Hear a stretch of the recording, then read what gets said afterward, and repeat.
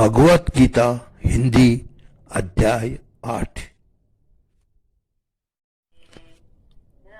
अर्जुन ने कहा, हे पुरुषोत्तम, ये ब्रह्म क्या है, अध्यात्म क्या है, कर्म क्या है, अधिभूत क्या है, नाम से क्या कहा गया है और आदिदेव किसी को कहते हैं।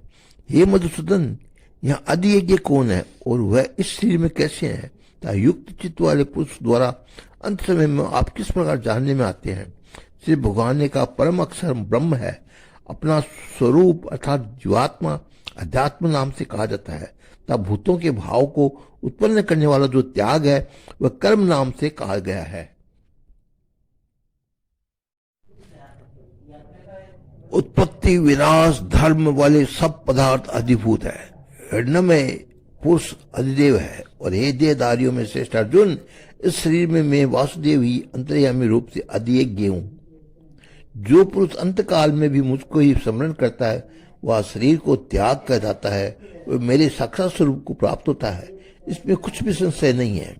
हे कुंती पुत्र अर्जुन, यह मनुष्य अंतकाल में जिस जिस भी भाव को स्मरण करता हुआ शरीर का त्याग करता है उसको ही प्राप्त होता है, क्योंकि वह उसी भाव में से भक्ति कर भावित रहा है। इसलिए ये अर्जुन, तू सब समय में निरंतर मेरा स्मरण कर और युद्ध भी कर। इस प्रकार मुझ में अर्पण किए हुए मन बुद्धि से युक्त होकर तू निस्संदेह मुझको ही प्राप्त होगा। ये पार्थ, ये नियम है कि परमेश्वर के ध्यान के अभ्यास रूप योग से युक्त दूसरी ओर न जाने वाले चित्त से निरंतर चिंतन करता हुआ मनुष्य परम प्रकाश रूप दिव्य पुरुष को प्राप्त अर्थात परमेश्वर को ही प्राप्त होता है। जो पुरुष सर्वज्ञ अनादि सबके नियंता सूक्ष्म से भी अति सूक्ष्म सबके धारण पोषण करने वाला अचिंत्य स्वरूप सूर्य के सदस्य नित्य चेतन प्रकाश रूप और अविद्या से परे शुद्ध सच्चिदानंद घन परमेश्वर का स्मरण करता है, ये भक्ति युक्त पुरुष अंत काल में भी योग बल से प्रकृति के मध्य में प्राण को अच्छी प्रकार स्थापित करके फिर निश्चय करके मन में से स्मरण करता हुआ उस दिव्य परम रूप परम पुरुष परमात्मा को ही प्राप्त होता है।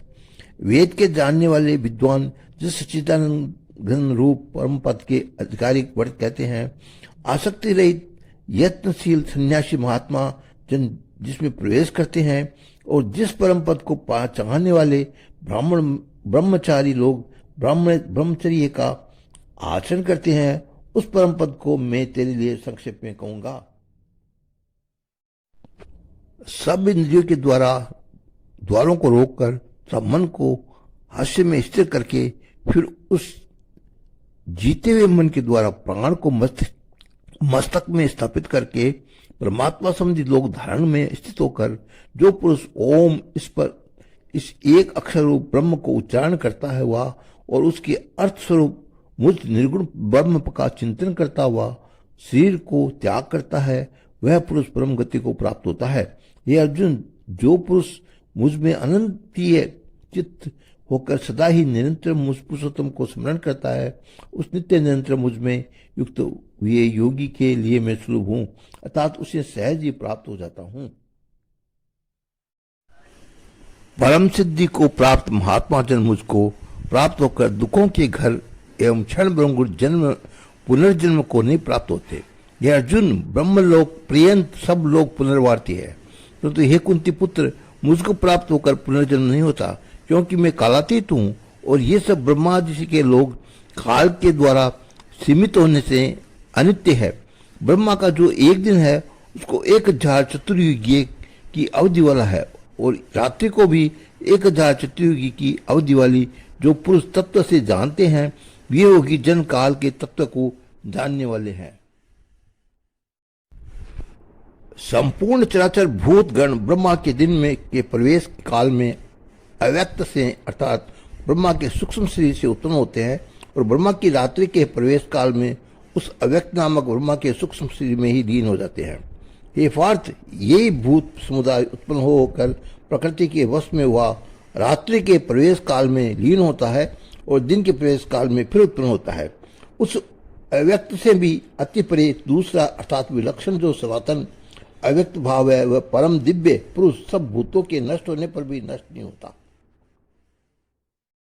जो अव्यक्त अक्षर इस नाम से कहा गया है, उसी अक्षर नामक अव्यक्त भाव को परम गति कहते हैं। तो जिस सनातन अव्यक्त भाव को प्राप्त होकर मनुष्य वापस नहीं आते, वह मेरा परम धाम है। हे पार्थ, जिस परमात्मा के अंतर्गत सर्वभूत है और जिस सच्चिदानंद धन परमात्मा से ये समस्त तक परिपूर्ण है, वह सनातन अव्यक्त परम पुरुष तो अनन्य भक्ति से ही प्राप्त होने योग्य है। ये अर्जुन, जिस काल में शरीर त्याग कर गए हुए योगी जन तो वापस न लौटने वाली रास गति को, और जिस काल में गए हुए वापस लौटने वाली गति को ये प्राप्त होते हैं, उस काल को अर्थात दोनों मार्गों को कहूंगा। जिस मार्ग में ज्योतिर्मय अग्नि अभिमानी देवता, दिन का अभिमानी देवता, शुक्ल पक्ष का अभिमानी देवता और उत्तरायण के 6 महीने का अभिमानी देवता, उस मार्ग में मरकर गए हुए ब्रह्मवेता योगी जन उपयुक्त देवताओं द्वारा क्रम से ले जाए जाकर ब्रह्म को प्राप्त होते हैं। जिस मार्ग में धूमाभिमानी देवता, रात्रि अभिमानी देवता तथा कृष्ण पक्ष का अभिमानी देवता और दक्षिणायन के 6 महीने का अभिमानी देवता, उस मार्ग में मरकर गया वह सकाम कर्म करने वाला योगी उपयुक्त देवताओं द्वारा क्रम से ले जाया गया वह चंद्रमा को ज्योति को प्राप्त होकर स्वर्ग में अपने शुभ कर्मों का फल भोग कर वापस आता है। क्योंकि जगत के 2 प्रकार के शुक्ल और कृष्ण पक्ष अर्थात देवयान और पितृयान मार्ग सनातन माने गए हैं। इनमें एक से दूसरा गया हुआ जिससे वापस नहीं लौटता पड़ता, उस परम गति को प्राप्त होता है। उससे दूसरे के द्वारा गया हुआ जिस फिर वापस आता है अर्थात जन्म मृत्यु को प्राप्त होता है।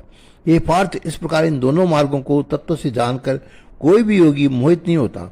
इस कारण से है अर्जुन, तू सब काल में समबुद्धि रूप योग से युक्त हो अर्थात निरंतर मेरी प्राप्ति के लिए साधन करने वाला हो। योगी पुरुष इस रहस्य को तत्व से जानकर वेदों के पढ़ने में तथा यज्ञ तप और दानादि के करने में जो पुण्य फल कहा है, उस सब को निसंदेह उल्लंघन कर जाता है और सनातन परम पद को प्राप्त होता है।